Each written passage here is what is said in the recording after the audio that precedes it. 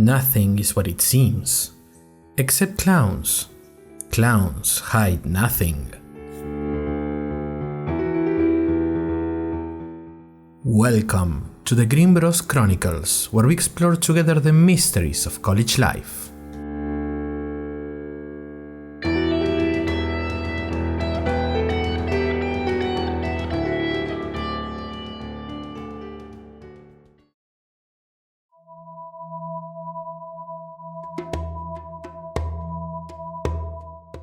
Hello listeners, this is Jason Kelch, and everything is fine. I apologize if I worried you last time. Things got kind of complicated. The festival had to be interrupted due to a fire that broke out, according to the official sources. But I talked to some people after the incident, and they mentioned that things like this were not that unusual. And some seniors even call it one of the most successful festivals ever. I think they might have different standards here. I asked Lizzie about her being in the festival, but she just said she was trying to find out if the Grimm men were having a secret picnic in the forest. Or was it a secret meeting in the forest? Anyway, after the initial panic and complete and absolute mayhem, things were under control pretty quickly. Siobhan, the girl with the old radio stand, she's fine. She only had some scratches and her radio stuff is still functional. Mostly. You know how tough all electronics can be.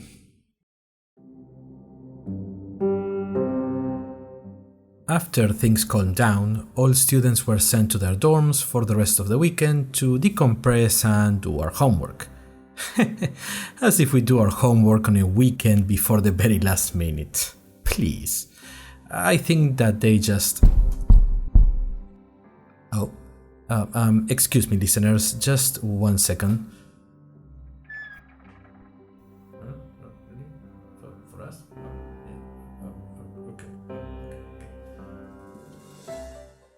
I'm sorry listeners, it was Agatha, our resident advisor. She said something just came in for Fede, Lizzie and me. It's a bunch of packages, each with a different name. They aren't very heavy and they have a small fire drawing next to our names. Not very appropriate, but maybe that's just a Krakoworian sense of humor. Okay, let's leave my roommate's packages there and see what's on mine. I see a bunch of coupons for discounts. Oh, 50% on any student meal at Pablo's Burgers. Nice. 5% off on Mr. Lassette's shop. Fine. A bunch more coupons and an orb.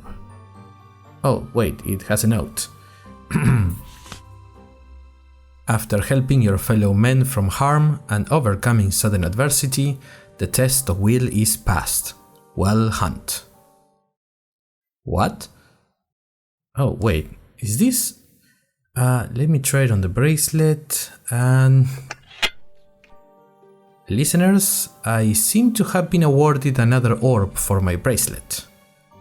Oh, wow. This one is red, and it seems to have something swirling inside, like sand in water. It looks pretty cool. And the other marble, the green one, the golden veins look like they are glowing a little bit now. That's funny, I don't remember it doing that before. It is a very nice effect, listeners. Maybe it's something to do with the light reflecting off of it. I'm guessing my roommate's packages have these orbs inside as well. They'll probably be quite happy, especially Lizzie. She's been kind of obsessed with these orbs and bracelets. I mean, they're stylish, I think, but other than being able to combine, they don't seem that special, I really don't get why Lizzie and some students that I've noticed around campus, they are so fixated on them. Perhaps it's a fashion thing, who knows. Unfortunately, I'm afraid I have some bad news, listeners. It seems that during the festival's heated ending, the frequency recalculator energy absorbent calibrator, I'll just call it the FREAC, was damaged. I talked to Mr. Lassette and he assured me that he could make a new one in a few weeks and that it wouldn't be so expensive this time, which, in addition to being great news, also leads me to this week's big news. Listeners, I got a job. That's right, I, Jason Kelch, have officially joined the Krakoworian workforce as a journalist, no less, for the Green Times, Grimmbros University's official and only newspaper. And I must say, listeners, it wasn't easy.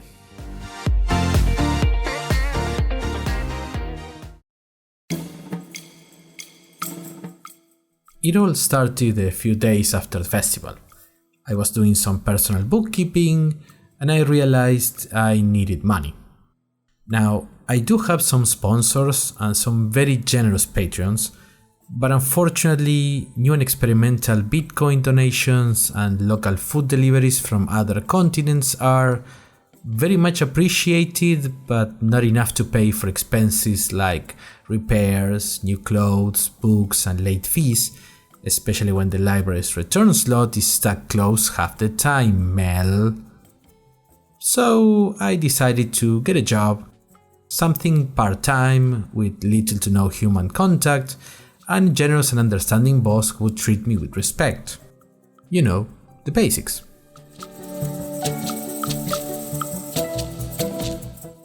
So I tried the wanted ads, which surprisingly only seemed to want local people, not college students. I tried calling 7 different places, from waiter for a dog restaurant to personal shopper for a cranky but loaded old lady, and all I got was a "thank you, but we are looking for someone who really knows how we do things around here." The only person who gave me a real reason as to why not take a college student was an old woman who was looking for a person to be her new set of third eyes to help her find her lost time, whatever that means. When I called her after she declined my application, she told me in a hushed voice, "Because you have a higher purpose and must fulfill your destinies." I mean, we are trying to graduate, but most of us, some of us, can multitask. Sometimes.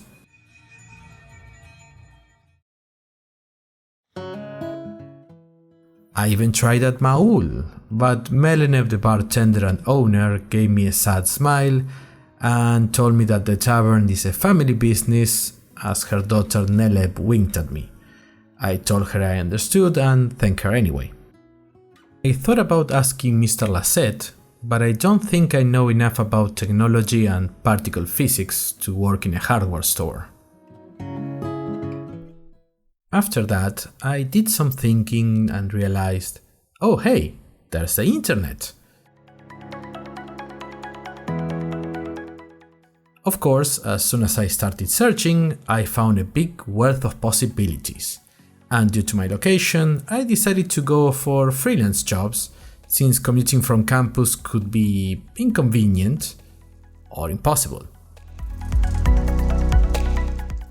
Unfortunately, my name seemed to have gained some notoriety online since that incident we are never discussing again. I know some of you messaged me about it, listeners, and I apologize. I thought you were just being kind and trying to cheer me up by letting me know there is a wiki for the incident and myself, but it seems my reputation, or some kind of reputation, precedes me.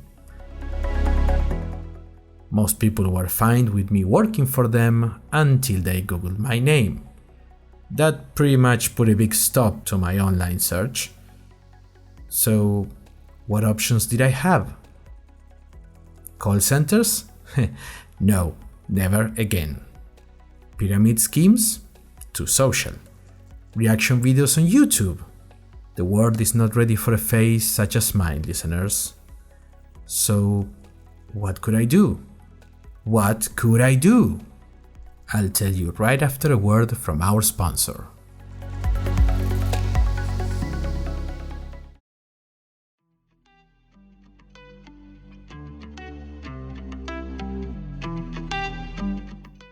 Today's sponsor is the Krakoworian Residence Assistant Specialist for Youngsters.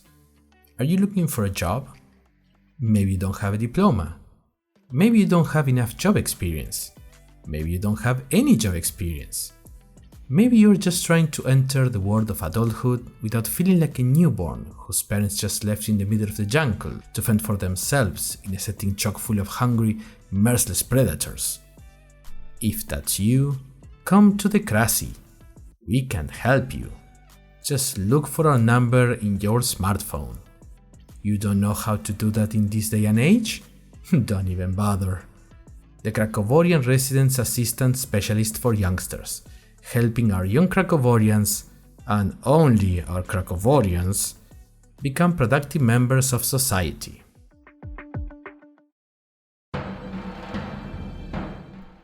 So, what to do, listeners? No local jobs because I'm an international student, no online jobs because I'm a celebrity. What could I do? Getting a job on campus? There are none that I could find. I spent 3 hours combing through the castle, the admin building, looking for some kind of internship office or any other student level jobs, with no luck. Becoming a criminal? Too much work. And I don't even know how the police here operates. I don't think I've seen a single police officer since I arrived here. Not that I would do anything that would involve the police. Again. I then tried reaching out to other students. Fede offered me a few potential jobs, but as soon as he said that he might be a bit late paying me, I bolted. Fooled me once, shame on me. Fool me 9 times, maybe next month. I even tried reaching out to Lizzie in case she might need an assistant or something, but she just told me she doesn't trust anything that breathes oxygen. Agatha said she could use a proofreader, but reading that much science/fiction is probably illegal or unhealthy, or both. And my other classmates, well, I don't know them that well, or at all, to safely go and ask them for a job. I was running out of options, so I went for a stroll to clear my mind. I was near the media building admiring the judging statues when I saw her, Cindy, from 2 doors down in Jacob Hall, walking with a pile of clothes, probably to work on an assignment for a design class or something, and wearing 4-inch heels made of newspapers. And that's when it hit me. The university's newspaper. Every university has one, it's the law. And I barely remember someone mentioning it to me once, I think.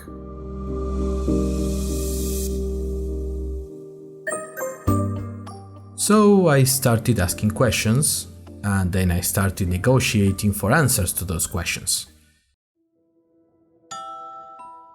Apparently, the newspaper is an old tradition here, and so they are feared and shunned by most people on campus, like any respectable newspaper should.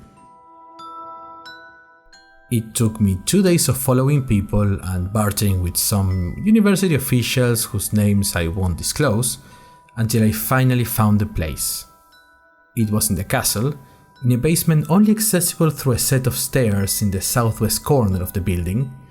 The door had the words, "The Grim Times," in bold, rusted golden letters.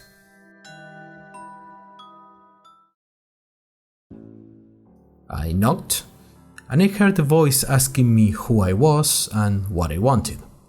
I introduced myself and explained that I was looking to work for them, and I passed down my CV under the door in a tasteful teal folder. I heard some voices muttering, but I could sense their distrust and confusion in their hushed tones, and after exactly 3 minutes, they told me that if I managed to pass 3 tests, they would hire me. I was ready.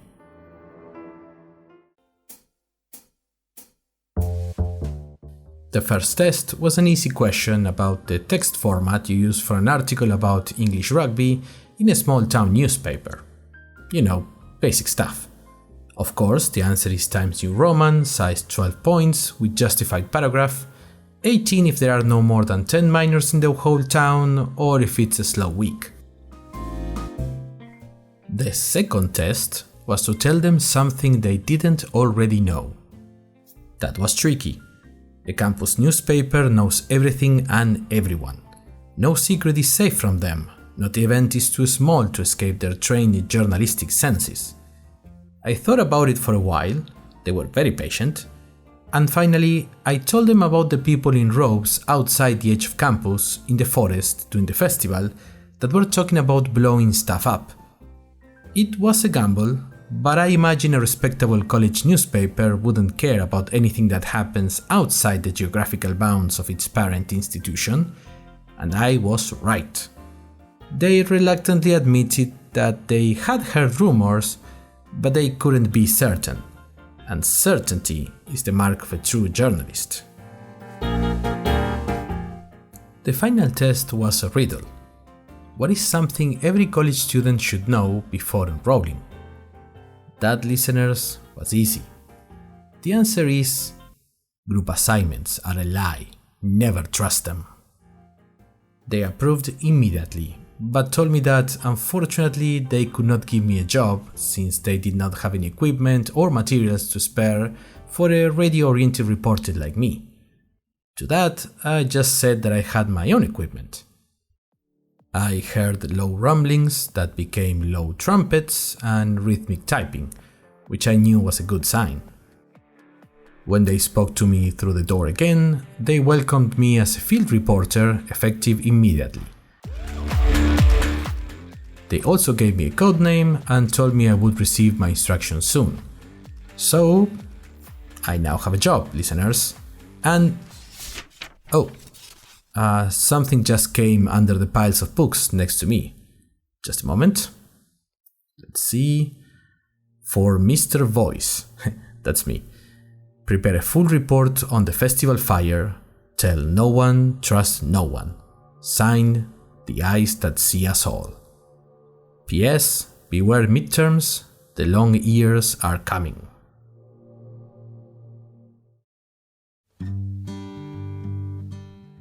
Well, it seems I have work to do, listeners. Have a nice week, and let me know if I become any more famous out there. Oh, and remember to watch out for group assignments, listeners. Till next time.